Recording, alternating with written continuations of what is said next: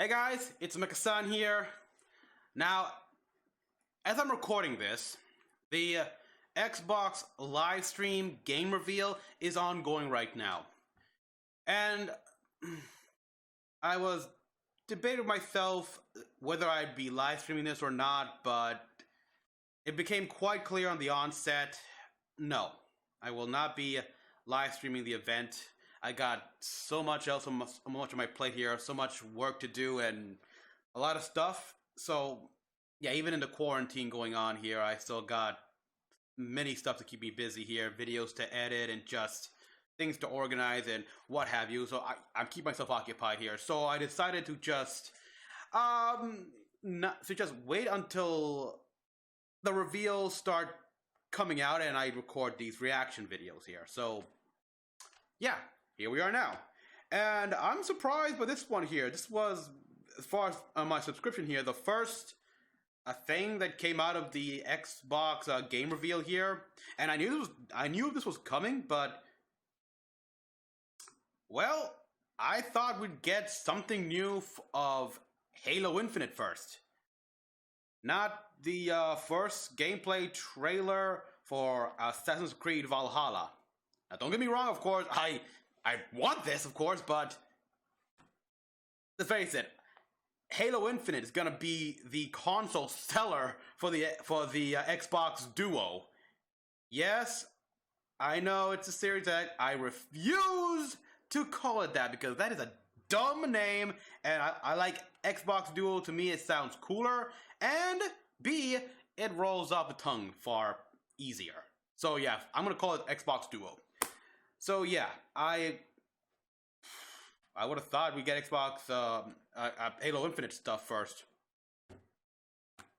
And besides, I'm gonna get this game here for the PlayStation 5 like I did all the other AC games.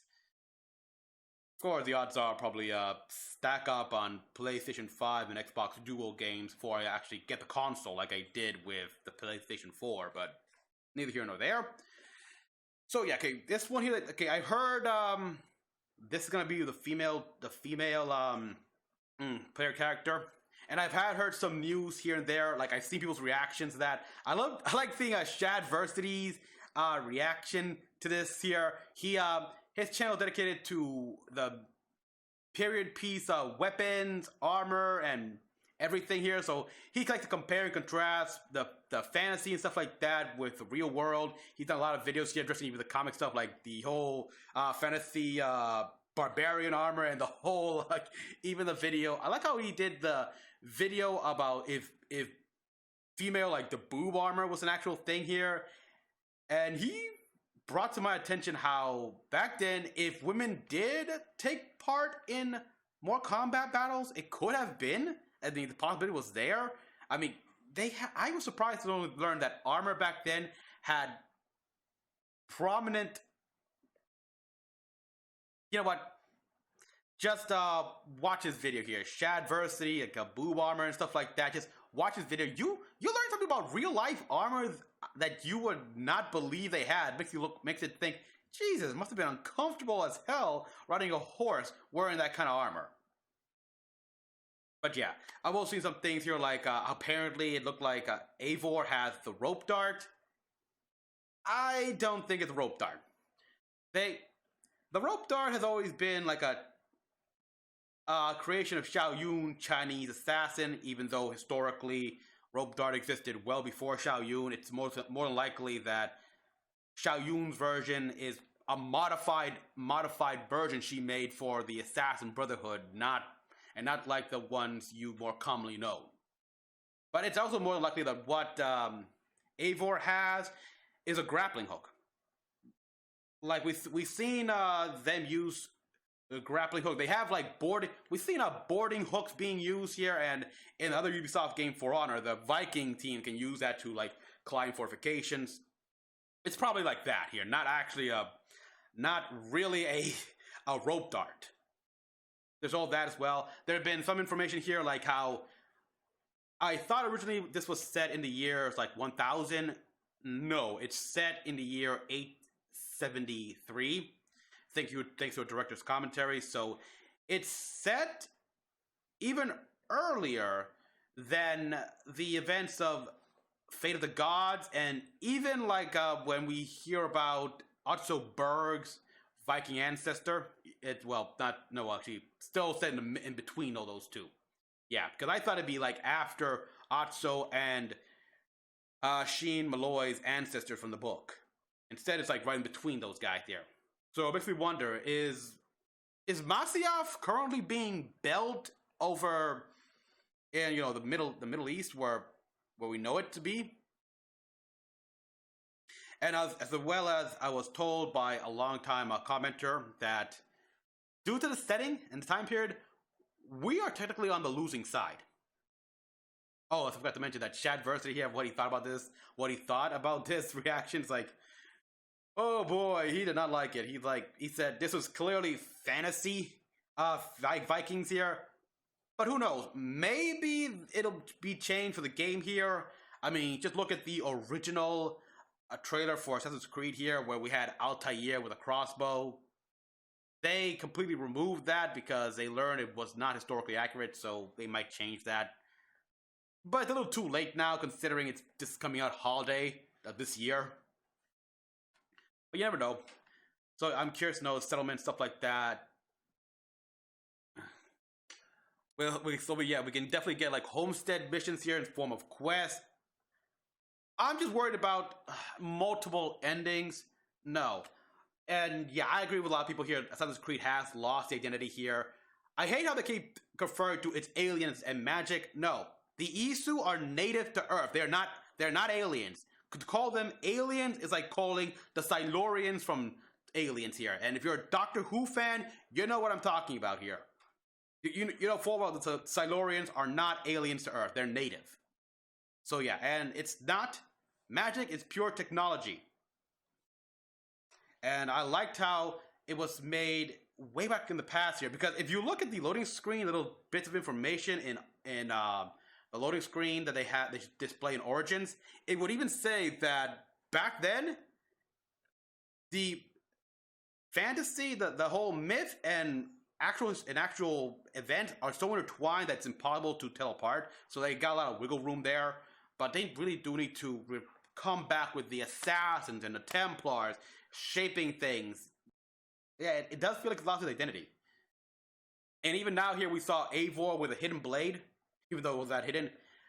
Director's commentary shows that he had a contact with, at this point in the stage, the Hidden Ones. Not that he's an assassin or anything like that, so we don't know. Either way, let's see this here. I got off long enough to talk about Assassin's Creed like I always do, so still on a binge here. Just whoa, damn, that my ears.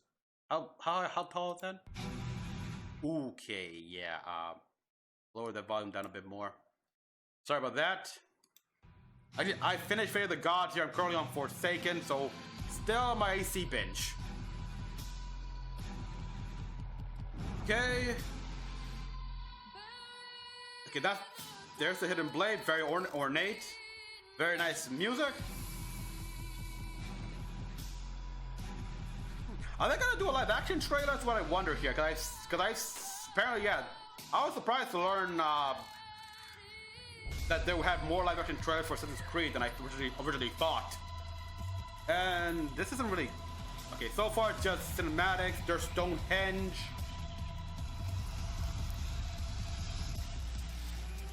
All right, it looks more like this is like in-game engine footage.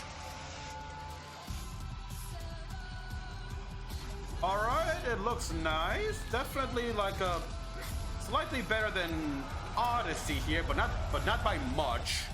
And Jesus. Okay, that's a little too loud there. Come on. So we saw some gameplay here, some pretty brutal. Assassin's Creed Valhalla, available holiday 2020.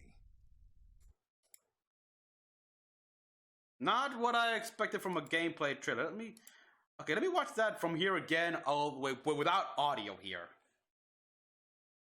We see the ships. Again, this all is clearly in-game footage.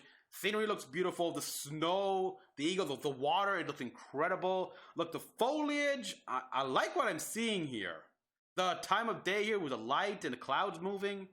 Little particle effects with Nice. Oh yeah, look at that. That is beautiful.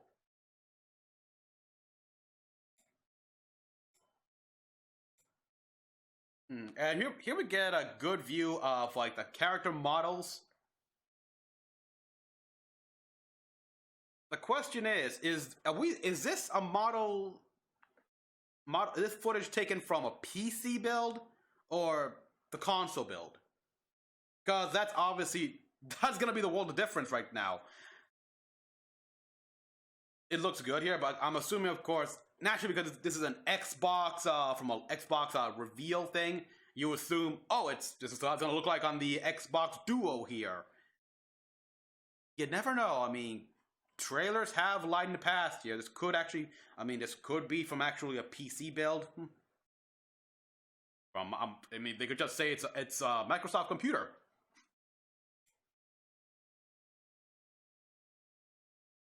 But yeah, we're seeing the in-game footage here. No cinematics or anything like that.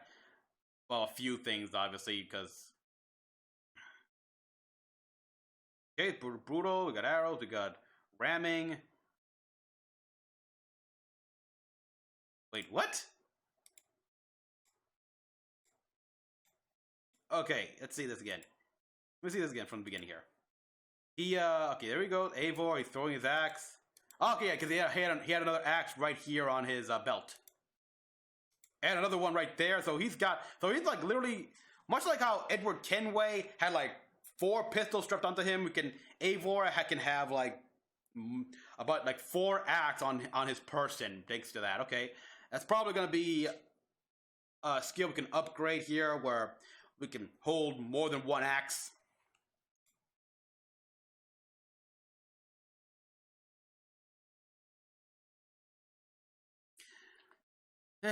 This isn't, but yeah, this trailer does feel like it's lying to me by the title. I mean, first look gameplay trailer. How is the way the camera is, the angles, it feels far more cinematic than gameplay. Okay, I get that most gameplay trailers do not show the UI interface, stuff like that, but you can at least still have it like it should be, like a third-person perspective, seeing the action, stuff like that. Here it could all be scripted, of course, here, but give us a better idea, an actual clear view of how the gameplay is gonna work here. Instead, we got like it's a cinematic. It's like they take a cinematic approach to the gameplay, and that is just that is technically a lie here because this is more cinematic than gameplay, like I said. So I don't like it that much. I mean, the only thing I like is the beginning here where it got with the visuals here, like the Aurora Borealis. We're seeing the foliage right there, seeing the fire here, the effect of illumination and just everyone chatting and stuff. I think got Eivor in the seat here. Also, I guess if there was no female Eivor, the view of his hidden blade here, who unlike the assassins after Darius, decided to put it right here because according to creators, he's a Viking. He doesn't want to hide it. He thinks it's a cool ass weapon, but he doesn't like how he has to hide it. So okay, fine. He wants it quite clearly shown. I do have to admit, I mean, parts like this, it's like you could have actually used live action. In fact, you should make a live action trailer.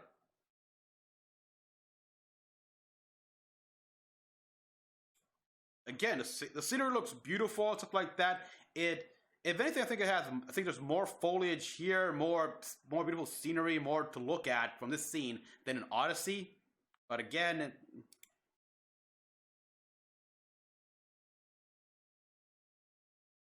never know. Yeah, this is also something I'm interested to know as the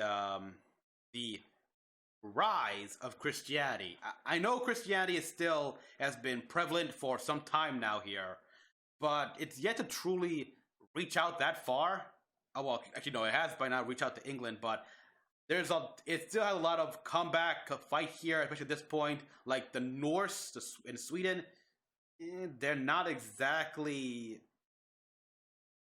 I mean, I think the Danes have more or less accepted it, but yeah, the Vikings and other parts of Europe are still very what's the word I'm looking for here? I'll just say hostile towards Christianity. Like they're offended by it. I'm going off by this, from what it was shown to me in the book, Fate of the Gods.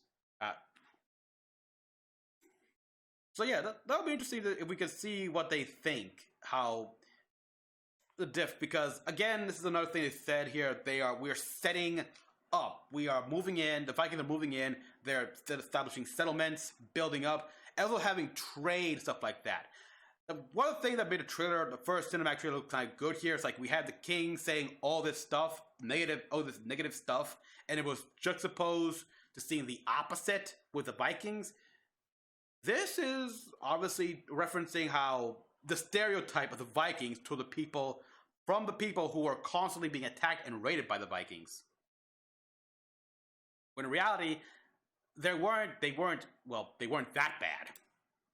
They actually loved their families. They tried to build a community, and once they settled down, they would defend the land, their claimed land. Yeah, we got the war horn there, which will, depending on obviously how we blow it or when or whatever, will determine push forward, call for reinforcements, retreat.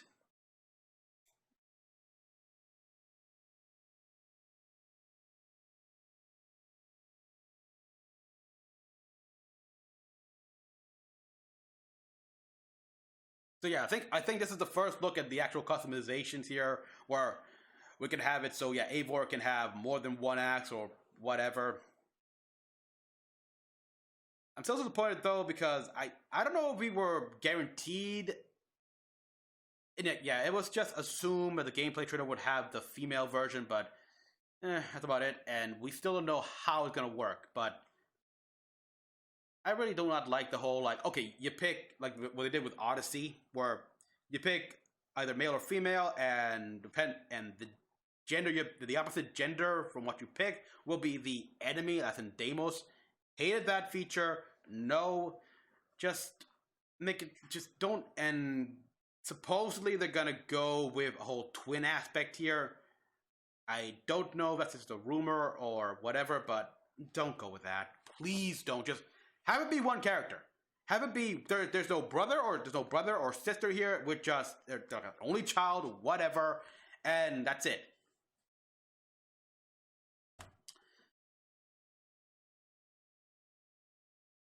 So overall, I gotta say this was a nice trailer here, but it was not a gameplay trailer.